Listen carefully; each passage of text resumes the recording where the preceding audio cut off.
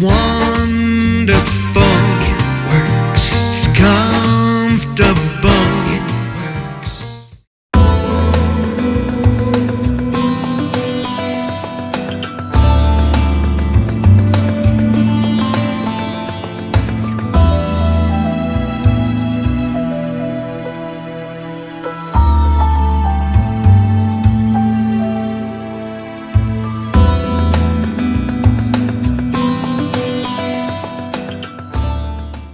Hi everybody, welcome to another edition of Tommy Chris TV. Today our guest is Amber Ausnehmer. Oh my God, I'm so excited to have her here. I've been dying to be able to talk to her about creativity, and since a long time ago I had the privilege of seeing her in plays. I've been wanting to get her view on creativity. Hi, Amber. Hi, it's so nice to see you again, Pammy. It's a joy to have you here. I wanted to ask you, what do you think about creativity in different parts of your life? How does it filter through? I've always been creative. I think a lot of it comes from growing up and during childhood being the only child for a really long time, so I had to entertain myself. So my mom sort of pushed me to read and to keep myself busy. My grandmother got me into painting when I was a kid. Now she's the painter. I'm not so good at that. But it always was a source of entertainment for me. So I started it when I was very young, and it carried into my job as an adult. Being a dentist is very creative. I love your commercials. Thank you. And I sort of, decide what I want those to look like, the images. Tommy, of course, did the music, so I have good people to put the things together for me. So yeah, it does. It sort of filters into my everyday life. You talked about doing a lot of research when you were little.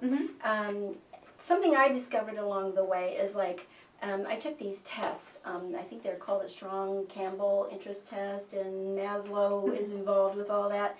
And I'm an INTJ, which means that they're the people that like to use a lot of strategy. And I spent a lot of time being alone and studying and stuff like that. Do you think maybe you might be an INTJ? Do you feel that even though you spent a lot of time by yourself, you were able to pull from different things and keep yourself interested? Yeah, I don't know anything about being an INTJ. Yeah. I may be. I don't know. But for me, I guess it was just really, when you're the only kid, I never had the imaginary friend. I sort of created the world for everybody else. I was the one writing the play to put on with neighborhood friends, and you take things from what you see on television or you read books, and I would create my own little stories just to keep myself entertained, and I would present them to my mom and my grandparents, and it was... Me too. Yeah. And we would get the kids, of course, I grew up, baby boomers, you'd be what, the second or third generation? Third. Okay, and we grew up with all those wonderful movies and stuff like that. And you go home and you get the kids in the neighborhood and you put together a little stage and right, and that's what I did. Yeah. I loved doing that. It was, I did plays at the Youngstown Playhouse, and I was always involved in dance and things like that. So What's your favorite play? I like anything by Sondheim. I'm a big Sweeney Todd fan. Oh my goodness. Little Night Music. I'm a big Sondheim fan, so he's probably my favorite. I think I remember you the most in Into the Woods. Oh, plays that I have done, I would have to say, the name just left. Cut. Guys and Dolls. Oh my God, I love Guys and Dolls. I was Miss Adelaide, so how do you not love being Miss Adelaide? Oh yeah, I love the bee characters and everything. Me too. Yeah. They're the ones that have the moment to shine. Yeah, I always thought that if I was born back in the era, I would have loved to have worked for RKO and, done comedy and different things like that. Yeah. You? Maybe so. When I was in high school, I was on the speech team, and I was put in drama, where, melodrama. And they wanted to move me to humor, and I had fit, because I didn't think I was funny. I think everybody else thought I was funny, and I did. I went to my coach, and I cried and threw myself on her desk and did my best dramatic, ploy to stay in drama. And she's like, see, and that's why I'm moving you to humor. So, maybe I would have done comedy in another life. It's an absolute delight to be around you. Oh, thank you. It's like there must be a couple of muses going on in there because it Running inspires around. me. It does. Yeah, and Thank you. what better room to talk about it than in the Maryland? Amber, once again, I want to thank you for coming on. It's great to see you Thank you for asking again. me. It's great to be here. It's been so long. I was thinking when I asked you to come in for the interview, I think the last time that I saw you was, other than on TV, of course, was when your dad had was in the bar Right, business. Yes, Yeah. Drunken Jacks. It's been a while. It has. About 7, 8 years, I think. Yeah, about that long. I think Pammy touched on this a little bit in the opening interview. You said you thought of yourself as a more of a thespian person. Mm-hmm. But now, how do you balance your thespian with being like a dental practitioner, or maybe we could call you a dentiste or something like that? Since you have those wonderful commercials on TV. Well, the creative, I guess, always comes through, even in the work. It's a cosmetic job, so, and I do a lot of fillers, Botox, things like that too. So and that's a little bit creative, knowing where to place it to make things look aesthetically pleasing. Veneers and any kind of cosmetic dental work. So I've always been creative in that aspect. And as far as being a thespian, that's something that's become more of a hobby the older I've gotten. Mm-hmm. But Were you ever serious about that? Did you ever think that you'd want a career in acting? I did when I was much younger, but realistically, to be successful in that field is very, very difficult to do. So, and I always had a love for the sciences too. I've always been a brain. I'm, always been fascinated by biology and the hard sciences. And so when I went to college, that's the direction that I took. But You chose dentistry. Were there any other things that were going around in your mind that you thought, well, maybe I'd like to be a medical doctor or something like that? Or Well, dentistry was ideal for me because it gave me the opportunity to work with my hands, something that I enjoy doing, to be creative in that aspect of it. Sculpting. Yeah, things like that. I do. I like to be physical, I guess, in the job, as opposed to just writing, not that, just writing prescriptions, not that that's all that physicians do, but a dentist gives me the ability to work with my hands in a different way. So Well, I that's good. enjoy that. We touched a little bit on this. Your commercials are very enjoyable. They're Thank different. you. They're unique, flamboyant. Thank you.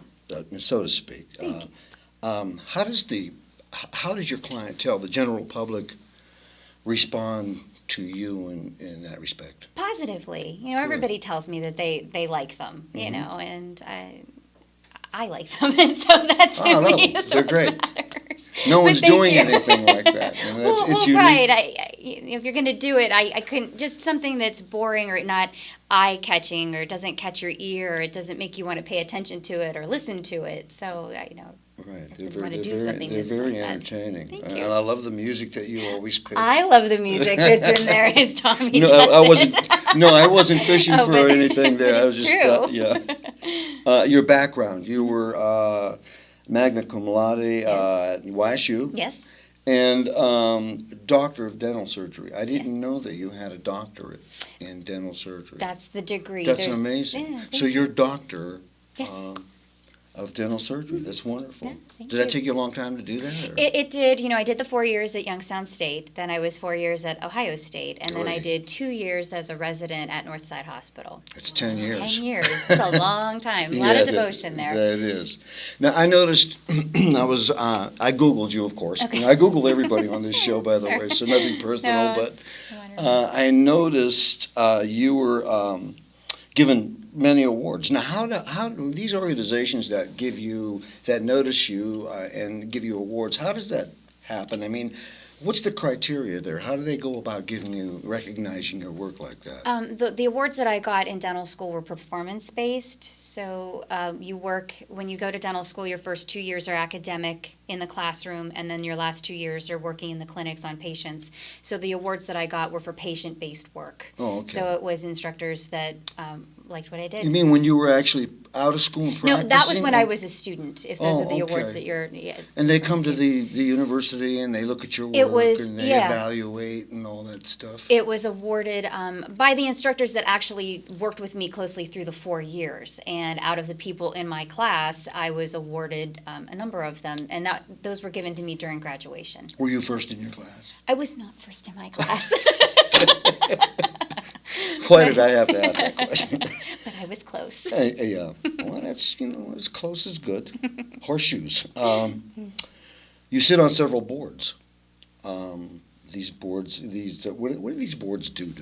What is the purpose of all these boards? Do they award scholarships and they decide who's going to get a scholarship, or what else do they do besides that, I think? Well, the board that I was on for the Ohio State, the local chapter of the OSU alumni, that did have a scholarship component to it. So, Oh, okay. so I just, Do they do anything else besides that, or is there any kind of community recognition that they go through, or how's that process work?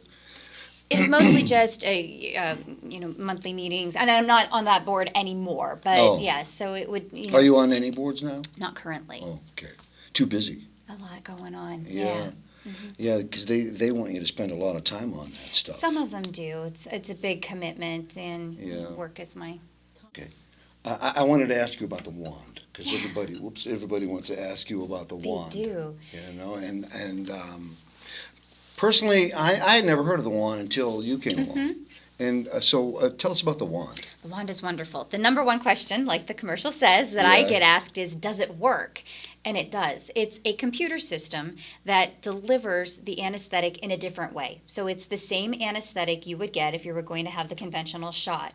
It's a probe that is slipped underneath the gum tissue, and it slowly drips that same anesthetic right around the tooth that I want to get numb. So there's an actual liquid? Yes. Oh, okay. Liquid anesthesia, same as Okay. what you I would get. thought if maybe you it were was some kind of a laser. It's thing actually a computer. Oh. So it's a computerized system with a probe that's attached to the end, and that's what gets placed underneath the gum tissue, and then the anesthetic is delivered right to the tooth that I want to get numb. So it gets profoundly numb, and I can do extractions or any other dental work with it. So Are people afraid of it? no, No? not at all. Little kids don't even know that they're getting numb. It's wonderful. If they don't, if they don't know, they don't ask you. You pick that thing up and they don't ask you, hey, what's that Nope, thing in your? Nothing. No, not at all. Oh, Not at all. It's that's completely changed. That's good. Do you know everything anybody for me. else that uses it? I don't, but I'm sure wonder that there are why. people. I don't know. I can't speak. Because as far as I know, it's unique to you. I look for the latest technology. I'm all about what is going to make the job better, more efficient, better for the patients. So I kind of make that my goal in everything that I do. And I've had it for a number of years. I did a little research, and it's a great product, and it works really, really well for me. So do you consider yourself a progressive person in that respect? Absolutely. And you have Do- to be in the job. Yeah. Do you think other people in the profession, and not to say that they, do you think they're afraid to try new things, or maybe a little too traditional, or? And you know what? And there's nothing wrong with being traditional. It's all about your comfort zone and doing the best job that you can with, what makes you comfortable. This makes me comfortable. I like change and progress, and am willing to learn the new technique, and then that's just who I am. So that's what works for me. Are you the type of person that has to feel upward mobility in your life? I would say so. What do you? And I hate this question, but I'm going to ask you anyway, because when you were young and going in for job interviews, they'd always ask you.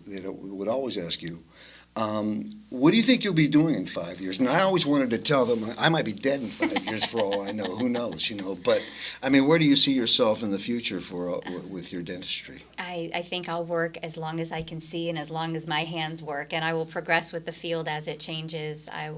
You love it that much? I do. Oh, that's good. I really do. That's great. I have a couple of friends that go to you. Oh. I won't mention their names, but they just love you. Aw, thank you. That's nice to hear.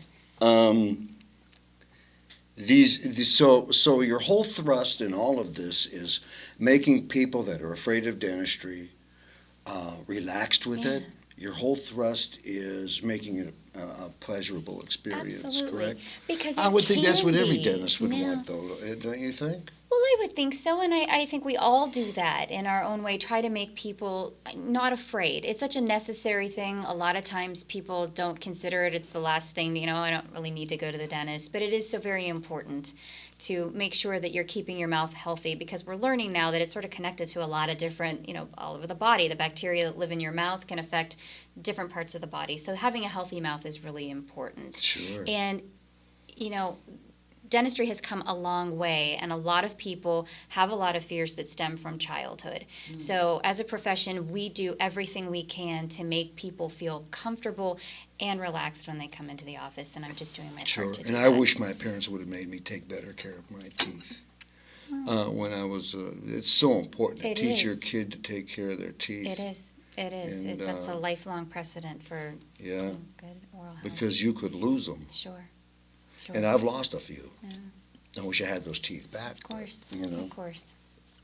And we brushed on your, are you going to, have you backed off of the theater and acting a little bit? Or you still like to dabble in it every once in a while? I would love to dabble in it more. It's Yeah. just the time commitment. I have evening hours at work, and a lot of rehearsal schedules happen Yeah. at night. And so if I found the right project, So then you go real late in the evening? I or- do. I'm Oh. there 2 nights a week till Okay. 8:00, sometimes 8:30. Yeah, those rehearsals are Yeah, and very demanding. They are. So my commitment is to my job first and foremost. Yeah. So.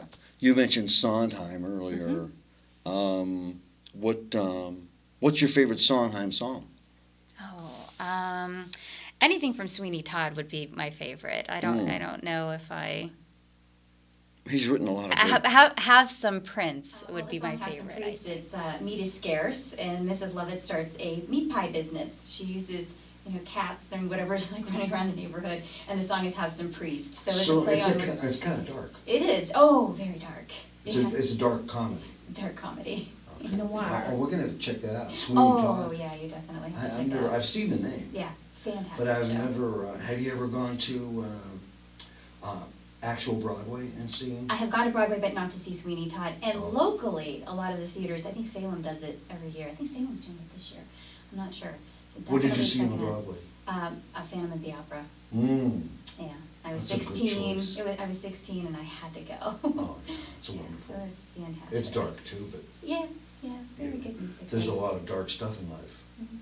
that we have to deal with. That's why we have guys and dolls. That's That's not dark. right. No, no. That's Guys what I'm and saying, dolls? that's why we have it. Right, to balance it out. Oh, as a balance. Right, Okay, I got Yeah, it. happens. Duh. All right. You're an OSU football enthusiast. I am. You really love the Buckeyes? I do love the Buckeyes. Yeah. You know what? Don't ask me any football questions, though. No football. No, you don't know anything about football. I don't but know you anything love about football, but I really love the Buckeyes. No, Go Bucks. they're supposed to be really scary this year. Well, yeah, I Yeah. think they're going to do I really think they're great. going to repeat. I think so. A lot of people think so. I that hope they're so. going to repeat.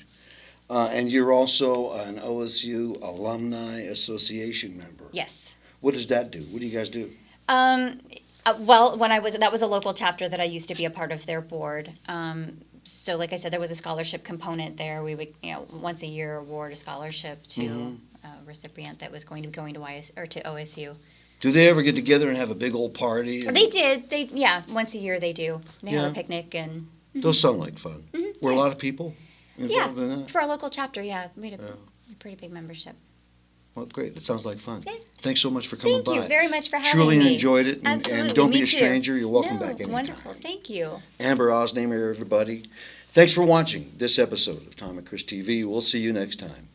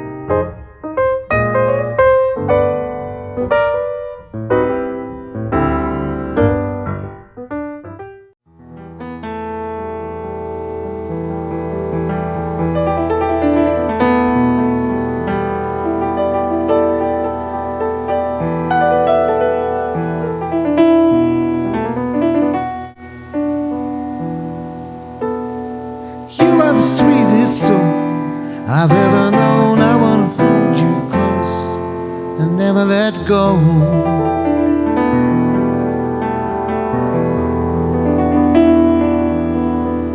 Oh, one in a million you. I can't believe that I'm a lucky one, 'cause I found you.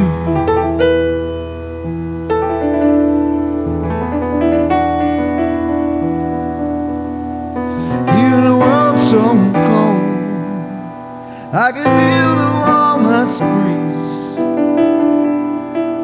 If I could be so bold, could you stay a while?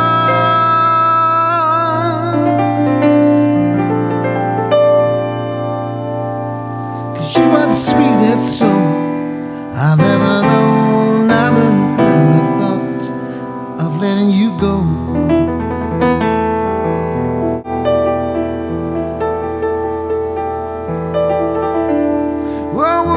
As the years go by, I think of you, the one that dried my eyes when the world was blue.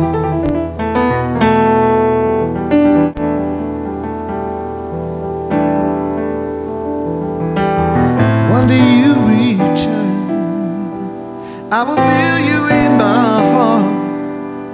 I'll always remember you as the sweetest song.